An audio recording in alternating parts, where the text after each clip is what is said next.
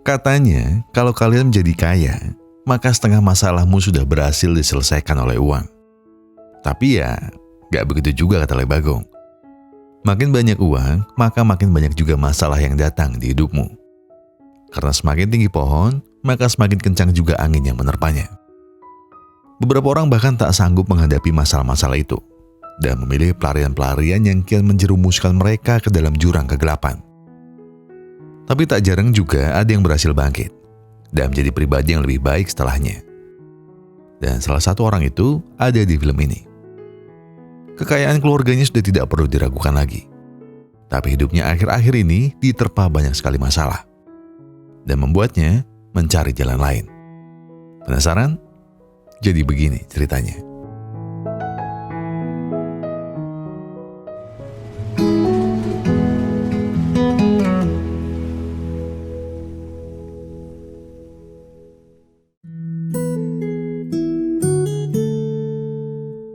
Anak sultan paling kaya di Thailand ini namanya Burit Parin.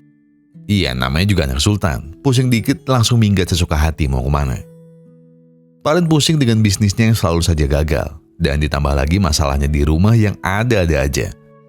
Jadi ya dia lebih memilih untuk pergi ke Hong Kong dan tidak tahu kapan akan kembali. Bahkan saking pentingnya kepala Parin, ia minta dibawakan vodka atau whisky oleh pramugari pesawat yang ada di sana. Sesampainya di Hong Kong, Parin langsung pergi ke tempat teman lamanya dan curhat banyak padanya. Parin bilang kalau bisnis showroom mobil mewahnya sedang kacau. Usahanya yang telah ia rencanakan selama ini juga tidak berhasil. Jadi dia ingin istirahat sejenak dari segala kepusingan itu. Namun sebenarnya itu bukanlah satu-satunya tujuan Parin ke sini. Tapi malam ini, Parin tidak ingin membahas itu. Ia ingin ngecil dulu sejenak. Tuangkan dulu congyangmu, maka akan kuceritakan gimana beratnya hidupku. Karena terlalu banyak minum, Parin pun mabuk berat. Dia terus meracau tak jelas di depan resepsionis hotel. Sebagai seorang resepsionis, ya sudah pasti tugasnya adalah melayani tamu. Dan melayani tamu mabuk tentu bukanlah tugas yang mudah. Ditambah lagi, kamar kosong di hotel itu hanya sisa tipe presidential suite saja. Alias tipe paling luas dan juga paling mahal.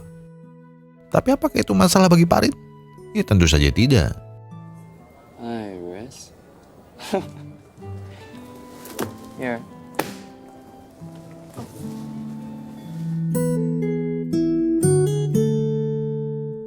Melihat tas dan koper berserakan di depannya, Bu Juli sebagai manajer hotel tentu langsung menegurnya dan bertanya barang-barang milik siapa ini. Iris pun bercerita semua kejadian tadi. Dan Bu Juli meminta Iris untuk mengembalikan barang-barang tamu ini ke kamarnya. Iris ini sebenarnya hanyalah orang Filipina yang numpang cari rezeki di Hong Kong. Ia juga berasal dari keluarga broken home dan juga miskin. Dan hal itu membuatnya harus mencari uang sendiri hingga ke negeri orang. Walau di sini sebatang kara, ia beruntung memiliki manajer yang berasal juga dari Filipina. Jadi kedekatan mereka bisa membantu Iris untuk lebih beradaptasi di sini. Saat Iris datang ke kamar Parin, ternyata tugasnya tak hanya membawa barangnya saja. Ia juga sekaligus mengangkut Parin ke dalam kamarnya. Karena badan kecil Iris tak lagi sanggup membopong Parin ke kasur, ia pun menggeletakkannya di lantai dan memberikannya bantal dan selimut agar tidur Parin bisa lebih nyenyak. Keesokan harinya, Parin kembali datang menemui Iris. Ia bertanya siapa pemilik barang ini. Iris dengan cepat segera merebut barang itu dan bilang kalau itu miliknya. Parin tentu saja langsung menuduh apa yang Iris lakukan semalam di kamarnya. Saat Iris berniat klarifikasi pada Parin, tiba-tiba HP Parin berdering. Sir, is there anything else I can do for you? I don't need help in anything. Ngomongnya sih gak butuh bantuan, tapi nyatanya setiap pulang pesta Parin selalu tepar. Dan yang selalu mengurus, iya tentu saja Iris. Tidak hanya itu, Iris juga sering bawakannya buah, makanan dan apapun yang Parin butuhkan selama di hotel. Ya kalau dibilang capek ya capek, tapi ya namanya juga kerja.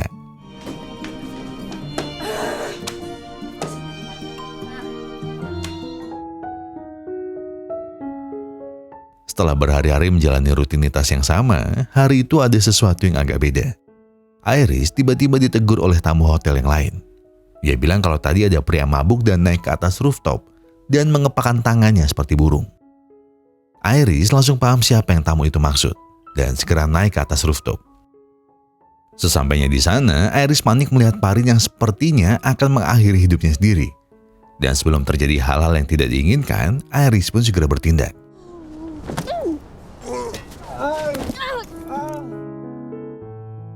Niat baik Iris ternyata justru berbuah cedera di kaki Parin. Parin pun marah-marah. Ia bilang kalau ia tidak berniat lompat dari sini. Ia hanya ingin terbang karena ia sekarang adalah burung. Ya salah juga sih mas, aneh kue kyo. Terus Parin juga masih marah sama Iris karena dia selalu saja salah menyebut namanya. You are not a bird, Sir Buni pa rin. Purit pa rin. Sorry, Sir, burit pa rin.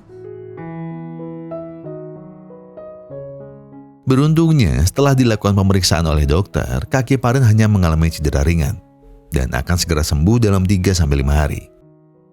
Sebagai permintaan maaf, Iris membawakan beberapa makanan Thailand untuk Parin. Dan setelah menyiapkan semuanya, Iris pun izin pamit dan lanjut bekerja. Tapi Parin justru menawari Iris untuk menemani makan malamnya kali ini. Walau sempat sungkan dan merasa tak sopan menerima tawaran dari tamu hotel, tapi akhirnya Iris mau setelah dipaksa oleh Parin. Dan mereka pun makan berdua bersama. Di tengah makan malam mereka, Parin tiba-tiba mengajak Iris untuk jalan-jalan berdua besok siang. Parin ingin jalan-jalan di Hong Kong tapi tidak tahu tujuannya harus kemana saja. Sayangnya Iris tak bisa menerima tawaran itu dan bilang ia harus lembur siang dan malam selama seminggu penuh ini untuk menggantikan temannya yang sedang pulang kampung. Ya Parin tentu saja heran. Apa gak capek terus-terusan kerja kayak gitu? Iris dengan sepatnya bilang, kerja lembur ya berarti banyak uang. Dan uang bisa membeli kebahagiaan.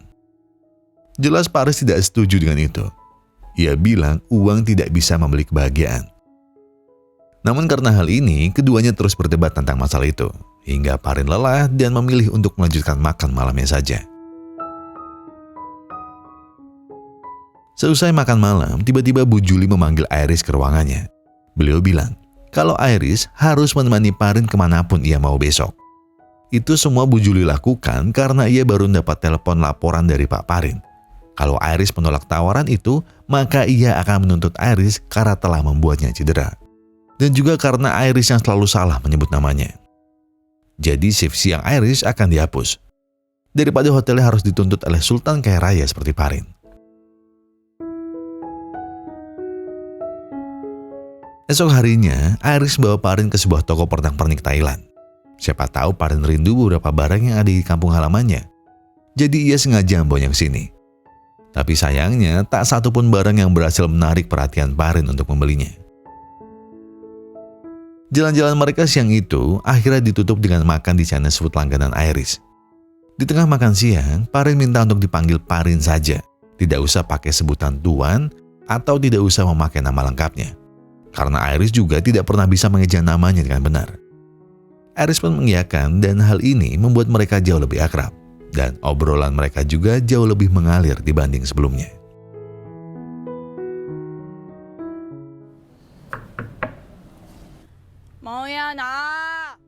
Matahari baru saja terbit, tapi Parin tiba-tiba sudah datang di depan kos-kosan Iris. Usut punya usut, ternyata Parin mencari info tentang Iris melalui temannya. Iris sudah pasti kaget setengah mati mendengar Parin sudah di depan kosnya. Iris langsung memoles wajahnya agar terlihat sedikit mendingan di mata Parin. Saat Parin melihatnya, ia sudah pasti Parin tidak percaya kalau Iris baru bangun tidur. Mana ada orang bangun tidur lipstiknya udah kayak gitu. Ia juga bilang, bisa-bisanya Iris tinggal di tempat yang sempit seperti ini. Bahkan kos-kosan Iris jauh lebih kecil dibanding kamar mandi hotelnya. Iris yang merasa kesal dihina oleh Parin pun langsung bertanya, apa tujuan Parin datang ke sini? Parin pun bilang kalau tujuannya ke sini adalah karena ia lapar. Modus, mas. Demi menuruti keinginannya, Iris segera membawanya ke pasar dan mentraktir makanan India favorit Iris. Lalu mereka makan bersama di depan kos-kosan Iris. Di sanalah Parin baru mengungkapkan tujuan sebenarnya datang ke tempat Iris. tolong antar aku ke desa Tayo. Aku ingin mencari ibuku di sana. Temanku tahu di mana petunjuk menuju rumahnya. Sayangnya ia tak bisa mengantarku ke sana. Jadi, aku minta tolong bawa aku ke sana hari ini juga. Iris tentu kaget. Tidak ada angin, tidak ada hujan, kenapa tiba-tiba dimintai tolong seperti ini? Dan Parin pun akhirnya bercerita kalau ibunya sebenarnya tidak hilang. Tapi ia memang pergi dari sebulan yang lalu. Dan Parin datang ke Hong Kong agar bisa menemukan ibunya lagi. Iris mau membantu Parin. Tapi tanpa tahu maksudnya apa, Iris tiba-tiba bilang, mungkin saja memang ibumu tidak ingin ditemukan.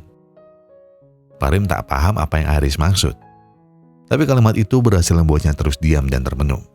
Dan memikirkan apa maksud Iris mengatakannya.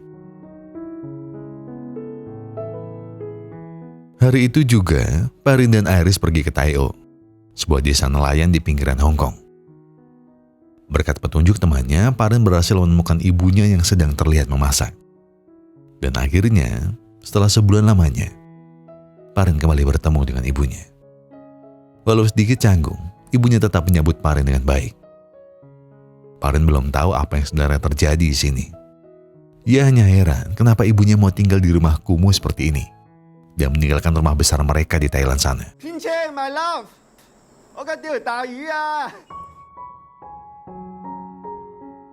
Parin masih tak tahu apa yang terjadi. Dan ibunya coba pelan-pelan menjelaskan kepada Parin.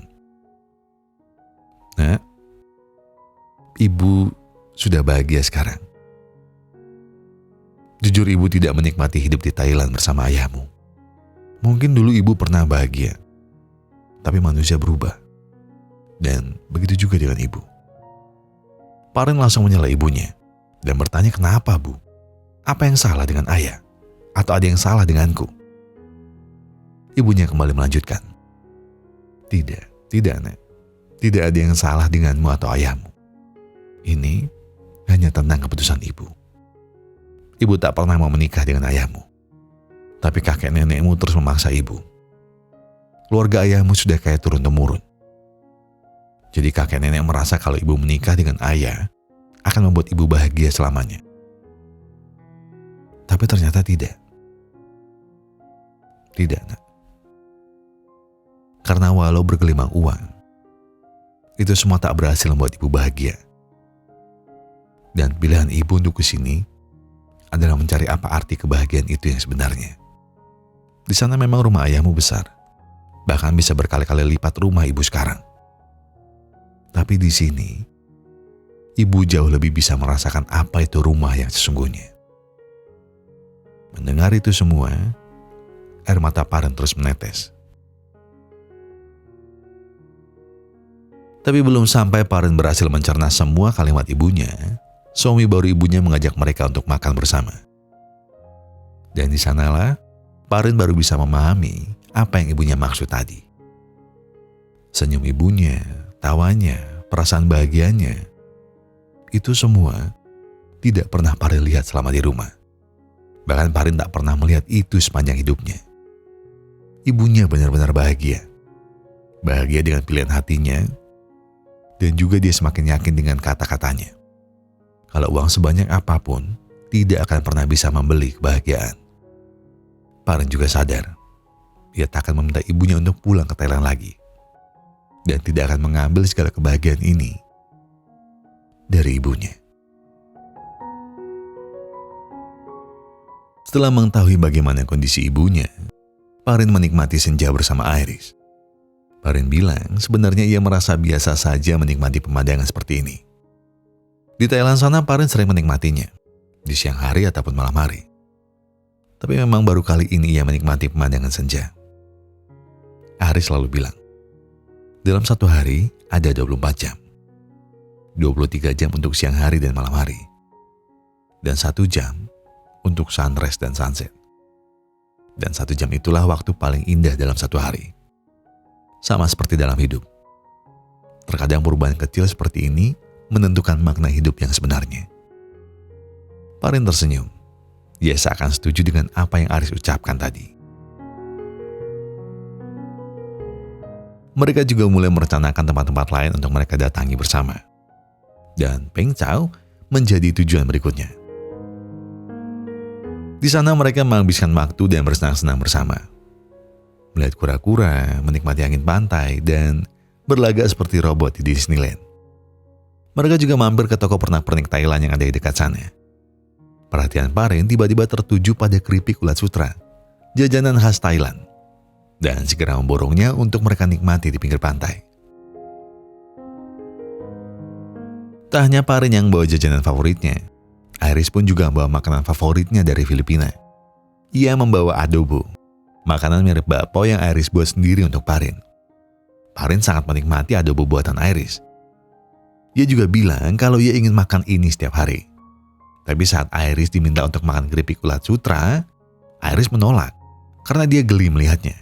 Namun Parin tak suka dengan penolakan. Jadi ia memaksa Iris untuk memakannya.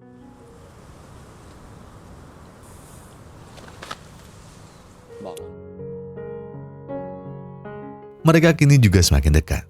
Saking dekatnya, keduanya sudah bisa saling memahami beberapa kalimat dari negara asal mereka masing-masing. Mereka sangatlah menikmati suasana di sana. Hingga akhirnya Parin mengajak untuk hidup dan tinggal bersama di Peng Chau. Iris akan tak percaya mendengar itu. Ia sudah memikirkan untuk tinggal di sini sejak 3 tahun yang lalu. Dan tawaran ini bagaikan mimpi baginya.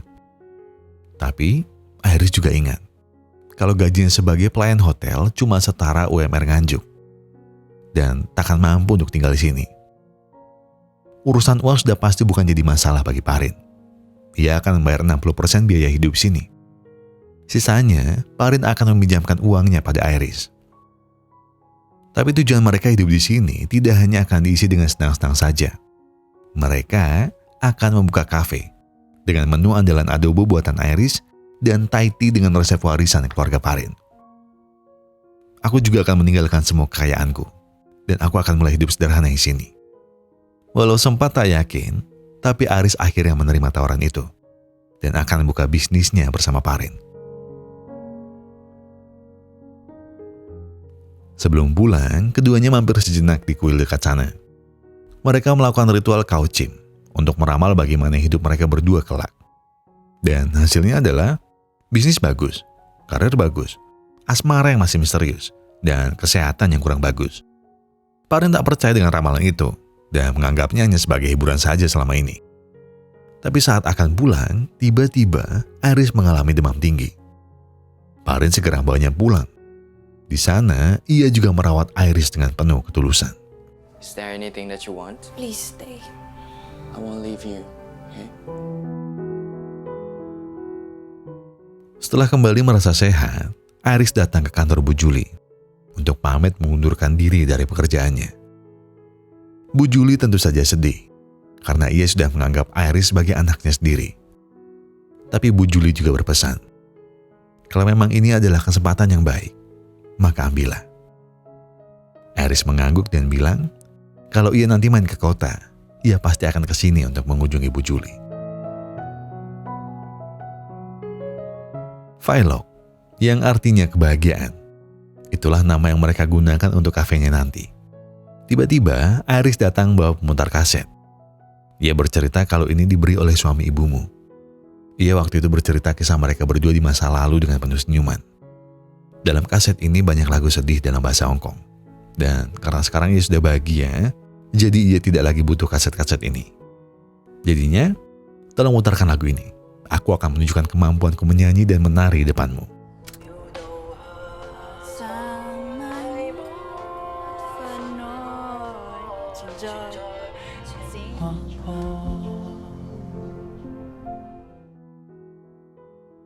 Parin hanya terpana melihat itu. Tawanya, sentuhnya, suaranya, semua itu mengajarkannya apa arti kata tenang dan apa arti cinta yang sesungguhnya. Dan di tengah hidup yang terus berjalan cepat, Iris adalah sebuah jeda yang datang di hidup Parin. Jeda yang sangat dia syukuri. Baik Parin maupun Iris, mereka saling menyiapkan menu andalan masing-masing. Kemampuan Iris dalam membuat adobo tentu tidak perlu diragukan lagi. Sementara Parin coba kembali membuat resep Thai tea warisan keluarganya setelah sekian lama tidak mencobanya. Dan ya, racikan mereka berhasil dibuat dengan sempurna. Parin sangat yakin kalau Violet akan sukses besar. Tapi perasaan itu seakan tidak dirasakan oleh Iris. Matanya berkaca-kaca. Seperti ada sesuatu perasaan yang tidak bisa dia ungkapkan. Entah itu ketakutan, entah itu keraguan, atau mungkin saja keduanya. Setelah itu, Iris juga izin besok ingin pergi ke kota sendiri. Ia ingin mengambil hasil tes sakitnya kemarin di laboratorium. Parin mengiyakannya. Sementara Iris pergi, maka ia akan menyiapkan segala keperluan sebelum pembukaan kafenya. Sepulang dari kota, Iris tiba-tiba membawa lovebird sebagai oleh-oleh untuk Parin. Parin yang senang dengan oleh-oleh itu, lalu memberinya nama Swasdi dan Mabuhay. Swasdi adalah bahasa Thailand, dan Mabuhay adalah bahasa Filipina. Jika keduanya disatukan, berarti sebuah harapan untuk panjang umur. Iris senang, tapi matanya juga berkaca-kaca. Ada perasaan yang Iris terus sembunyikan dari Parin. Namun lama-kelamaan, Iris tak dapat menahan itu semua, dan segera memeluk Parin. Hi.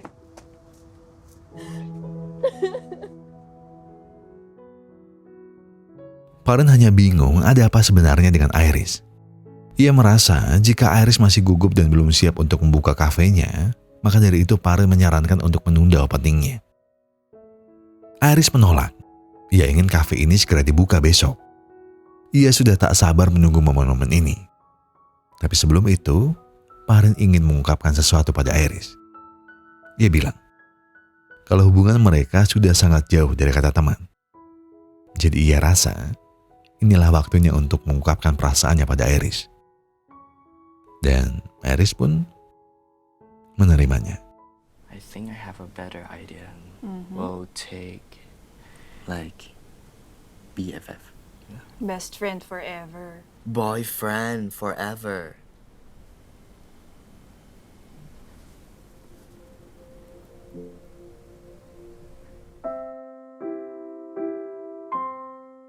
Cafe Violet akhirnya dibuka juga. Secara mengejutkan banyak sekali peminatnya. Pengunjung datang silih berganti. Ada yang makan di sana dan ada juga yang bawa pulang. Dan sesuai namanya, kafe itu benar-benar membawa kebahagiaan. Tak hanya bagi pengunjungnya, tapi juga bagi Iris dan juga Parin. Keduanya sangat senang menjalani pilihan hidupnya dan coba menikmati setiap detiknya dalam bisnis ini. Selain menjalankan bisnis, Iris juga mengajari Parin untuk belajar naik sepeda. Walau terus-terusan gagal, tapi Parin tetap saja bangkit untuk kembali belajar. Baginya, ia tak peduli seberapa banyak ia jatuh dalam belajar sepeda. Ia tak peduli berapa kali ia gagal dalam hidupnya. Tapi jatuh cinta pada Iris adalah sebuah kebahagiaan sejati yang datang secara tiba-tiba. Sembari menikmati malam di pinggir pantai, Iris kembali bernyanyi. Bernyanyi lirik lagu yang ada di kaset kemarin. Salah satu liriknya menyebutkan sebuah bunga yang bernama Bunga Wijaya Kusuma. Parin yang memperhatikan setiap detail nyanyian Iris waktu itu membawa sebuah hadiah, yaitu Bunga Wijaya Kusuma. Iris terlihat sangat senang menerima bunga itu, karena ini adalah pertama kali dalam hidupnya melihat Bunga Wijaya Kusuma. Dan Iris juga senang atas hidupnya yang sekarang. Mimpi-mimpinya dengan Parin kini terwujud. Punya usaha sendiri, hidup sederhana, tinggal di Pengcau, menikmati waktu berdua. Dan yang paling penting adalah bahagia dengan pilihan mereka sendiri. Di tengah kebahagiaan itu, Iris izin pada Parin untuk pulang kampung sebentar ke Filipina. Ia akan berangkat tanggal 10 minggu depan dan akan kembali lagi di tanggal 10 bulan depannya. Ia akan ke sana untuk menyelesaikan urusannya dengan keluarganya. Parin terkejut mendengar kabar itu. Ia juga ingin menemani Iris ke sana. Parin khawatir kalau nanti ada apa-apa dengan Iris. Sayangnya Iris menolak karena ia ingin pergi ke sana sendiri dan meminta Parin untuk mengurus Violet selama ia di Filipina. Jadi, tunggulah aku di pelabuhan bulan depan ya. I'm gonna miss you so much. I miss you too.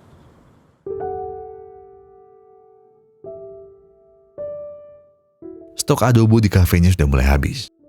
Tapi Iris tak kunjung kembali. Bahkan sudah sebulan lebih, ia sama sekali tak ada kabarnya. Parin juga mencari kabar Iris melalui Bu Julie. Tapi Bu Julie tak mendapat kabar apapun dari Iris. Telepon dan pesannya sama sekali tak pernah dibalas oleh Iris. Parin bilang pada Bu Julie kalau nomornya sekarang diblokir oleh Iris. Dan dia hanya meninggalkan pesan suara saja untuknya. Tapi karena tak mendapat sedikit pun titik terang, ia teringat kalimat Iris dulu. Mungkin dia memang tidak ingin ditemukan.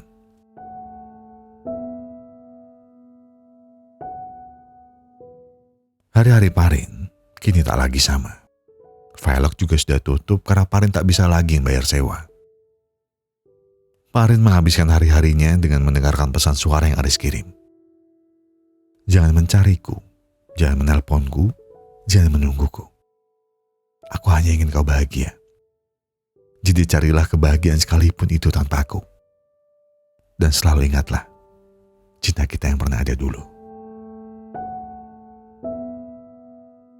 Air mata Parin sudah tidak lagi keluar. Tangisnya berubah menjadi sesak yang memenuhi isi dadanya. Terkadang, ia hanya bergumam dalam hatinya. Iris, aku rindu. Aku sangat rindu padamu.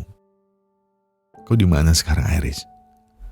Kenapa kau tak pernah kembali? Ditinggalkan sendiri tanpa tahu apa yang terjadi? Apakah ini yang kau sebut dengan mimpi? Iya, memang benar kalau mimpi-mimpi kita sudah terwujud semua. Tapi bagaimana dengan mimpi burukku? Mimpi buruk yang tak pernah mau kubayangkan sebelumnya. Dan sepertinya, ini adalah mimpi buruk yang Tuhan jadikan kenyataan dalam hidupku. Kau sudah tak lagi di sini. Iris, kau sudah pergi. Bahkan kau tak pernah memberitahu aku untuk pergi kemana dan mencari kemana. Sudah kuucap semua pinta pada Tuhan setiap sebelum tidur. Tapi kenapa setiap aku membuka mata, kau tetap tidak ada di sini, Iris? Kenapa? Aku tak pernah siap menyambutmu pergi dari hidupku. Ini terlalu berat, Iris. Bahkan saking beratnya, aku tak pernah membayangkan ini benar-benar terjadi.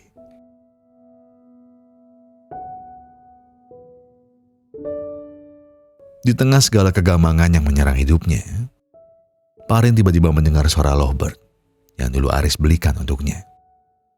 Tapi hanya suara mabuhay yang ada di sana. Sementara Swasti sudah terkulai tak bernyawa di kardus sebelahnya. Kali ini, air mata Parin benar-benar pecah. Dalam tangisnya ia merasa kalau ini adalah pertanda yang Tuhan kirim padanya. Kalau Iris memang telah tiada. Tapi hati Parin tetap coba menolak prasangka buruk itu. Yang membawanya ke pinggir pelabuhan sembari menunggu Iris muncul di sana. Tapi tiba-tiba seorang wanita asing datang dan memperkenalkan dirinya dengan nama Thea. Parin enggan menanggapi Thea dan segera pergi dari sana.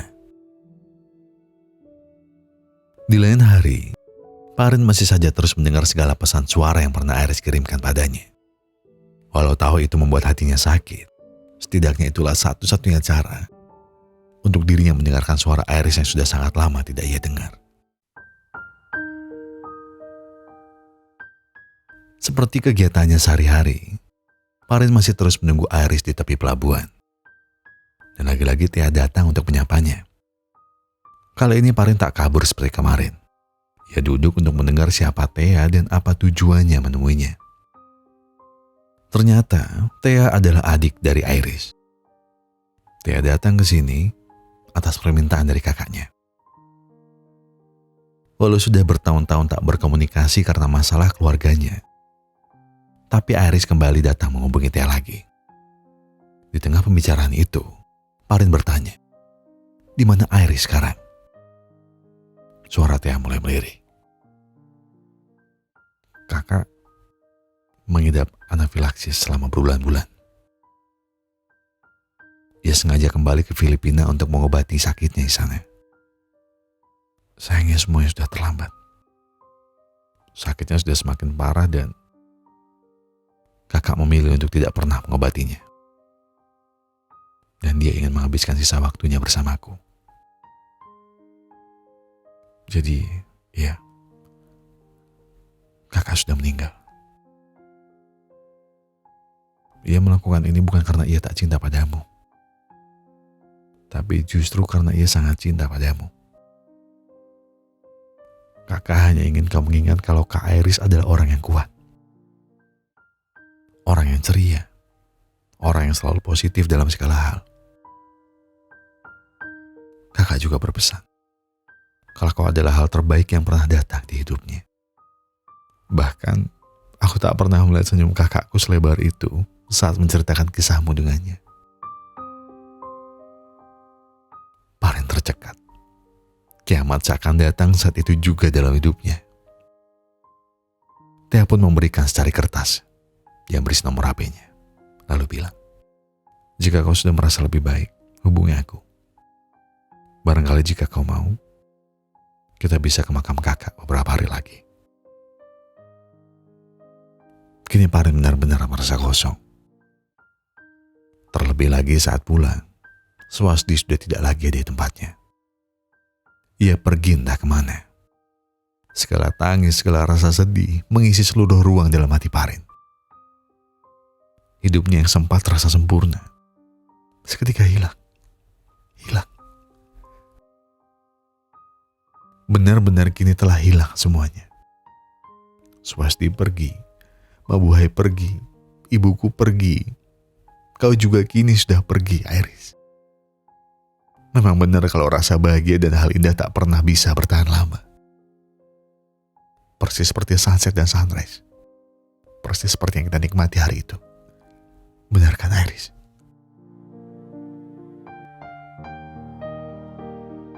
Keesokan harinya, Paren mencukur rambut dan nyambangnya. Dia mulai berpakaian rapi. Dia juga mengambil kembali HP-nya yang kemarin dia rusakkan. Iris, kepergianmu mengajariku bahwa kebahagiaan sejati adalah menerima apa yang terjadi masa lalu dan menciptakan kebahagiaan lainnya di masa yang sekarang. Terima kasih atas segala kenangannya, Iris. Paren lalu berjanji dengan Tia di tempat yang sama dengan tempatnya menikmati sunset dengan Iris. Ia memberi Tia minuman dengan sama persis dengan yang Iris belikan untuknya dulu. Bahkan Paren juga mengucapkan segala kalimat yang pernah Iris katakan padanya di sini. Ia juga menyanyikan lagu yang sama dengan yang Iris nyanyikan hari itu. Paren bicara dan bertindak seakan-akan Iris yang duduk di sampingnya. Ia terus membayangkan dan berharap masa bahagia itu kembali datang di hidupnya. Sembari meneteskan air mata, Paren bilang, cinta kita masih ada. Dan aku akan selalu ada. Sayang.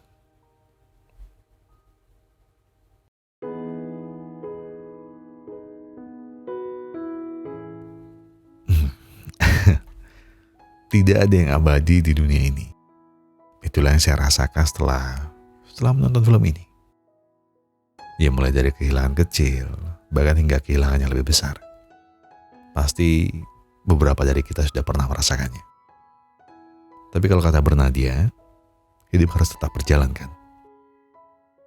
Kalian bisa tetap rawat kebahagiaan kalian, sekalipun kehilangan terkadang membuat kita hilang arah. Tapi setidaknya, kita harus bisa tetap menikmati hidup. Yang lalu memang sudah seharusnya diikhlaskan. Ya, walaupun kadang saya sendiri juga gak semudah mengikhlaskannya ya.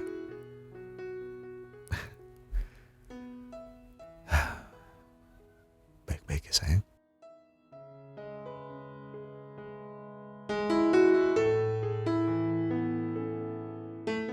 Cuma ya ini, ada pesan dan kesan dari Lek Bagong dalam menanggapi film ini. Sebuah pesan yang mengena untuk saya waktu malam itu kami nonton bareng. Sesuatu yang paling indah dalam hidup kita terkadang menjadi hal yang paling menyakitkan dalam hidup kita juga. Bahkan Tuhan pernah berfirman untuk jangan terlalu mencintai apa yang ada di dunia. Karena di sini tidak ada yang berlangsung selamanya. Saya Gogon dan segenap tim Pusra Epic Glory mengucapkan terima kasih. Terima kasih sudah menonton video ini sampai habis. Terima kasih buat yang sudah memberikan like. Terima kasih buat yang sudah memberikan komentar. Terima kasih buat yang sudah subscribe. Dan juga terima kasih buat yang sudah memencet tombol thanks-nya. Karena apapun yang kalian lakukan untuk channel ini sudah membantu channel ini untuk berkembang ke arah yang lebih baik. Amin. Dan sebelum menutup video, saya ingin memberikan sebuah pesan. Kalau kalian lagi ada banyak masalah dan itu berat banget, yang tenang. Yang tenang, duduk, selesaikan dengan kepala dingin. Tarik napas dulu, buang, tenggak kopinya, ambil koreknya dan sebatin aja dulu.